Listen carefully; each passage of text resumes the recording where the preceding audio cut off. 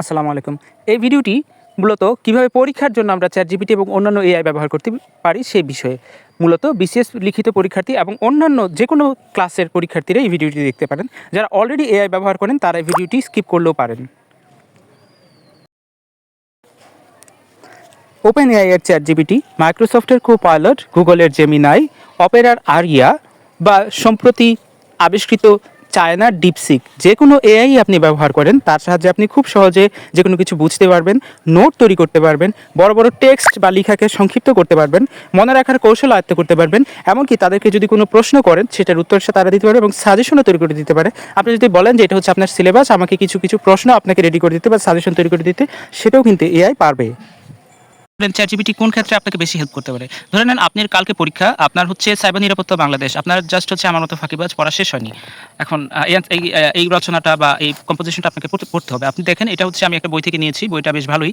Cyber নিরাপত্তা ও বাংলাদেশের যে বিশাল রচনা, এটা আপনার হাতে জাস্ট ৫ মিনিট সময় আছে বা ১০ মিনিট সময় আছে, আপনি এটা পড়তে পারবেন না। আপনি এটা লিখতেও পারবেন না অথবা আপনার মনে থাকে না। পরীক্ষা আপনার অনেক দেরি কিন্তু আপনার মনে থাকে না। তো আপনি এক্ষেত্রে কি করবেন? আপনি চ্যাটজিপিটির হেল্প নিতে পারবেন। তাহলে আমরা কি করব? এই যে জাস্ট এই রচনাটা, এটা সামহাও আমাকে চ্যাটজিপিটিতে ইনপুট দিতে হবে। এটা আমরা কি করতে পারি? জাস্ট হচ্ছে আমরা ছবি তুলব। ছবি তুলে হচ্ছে চ্যাটজিপিটিকে দিব। তারপর বলবো হচ্ছে আপনি সরাসরি ছবি তুলতে পারেন অথবা ফাইল থেকে আপনি হচ্ছে PPT, PowerPoint presentation, word file, doc file, PDF file, যে কোনো ফাইল আপলোড করে হচ্ছে আপনি কিন্তু কমান্ড দিতে পারেন যে এটাকে এরকম করে দাও, এটা সামারাইজ করে দাও, এটাকে একটু চেঞ্জ করে দাও, এভরিথিং। তো আমরা ফটোতে চলে গেলাম, আমরা কয়েকটা ছবি তুলেছিলাম, সেই ছবিগুলো হচ্ছে আমি ওকে ইনপুট দিবে এবং বলবো যে তুমি হচ্ছে এই তিনটা রচনাটাকে এখন সামারি করে বলছি ছবিগুলো দিয়ে যে তুমি এগুলো হচ্ছে সামারি করে দাও। সো লেটস সি কি করে চ্যাটজিপিটি। এই হচ্ছে সাইবার সিকিউরিটির সামারি, সে ইংরেজিতে করে দিয়েছে। যেহেতু আমার ডিফল্ট ল্যাঙ্গুয়েজ হচ্ছে ইংরেজি, আমি ওর সাথে মোস্টলি ইংরেজিতে যেহেতু কনভারসেশন করি, তো আমি এখন লিখে দিচ্ছি যে তুমি এটা আসলে বাংলা, আমরা যেহেতু রচনাটা বাংলা চাই তাহলে আমি বাংলায় লিখে দিলাম।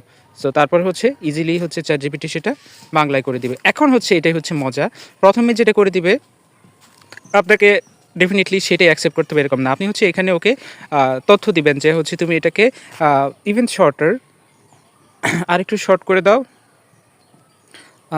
অথবা হচ্ছে আপনি ওকে বলতে পারেন যে তুমি এটা মনে রাখার টেকনিক সহ করে দাও, উইথ নেমোনিক্স বলতে পারেন।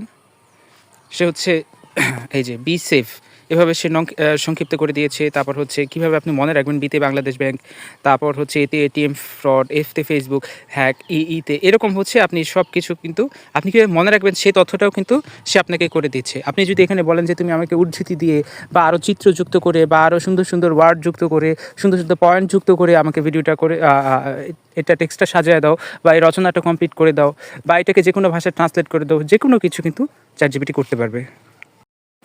এখন সরাসরি ভয়েস কমান্ড বা টাইপের মাধ্যমে হচ্ছে আপনি তাকে কমান্ড দিতে পারেন। যেরকম আমি একটা রচনা ক্লাইমেট চেঞ্জ নিয়ে লিখেছি, সেক্ষেত্রে আমি প্রেফারেন্স দিয়েছি যে ছোটো ছোটো সেন্টেন্স হবে, প্রচুর তথ্য থাকবে, প্রচুর নিউমেরিক ডেটা থাকবে, যত বুলেট পয়েন্টস, যত ডায়াগ্রাম, চার্ট ইত্যাদি দেওয়া যায় আমি বলে দিয়েছি যে কীভাবে চাই রচনাটা।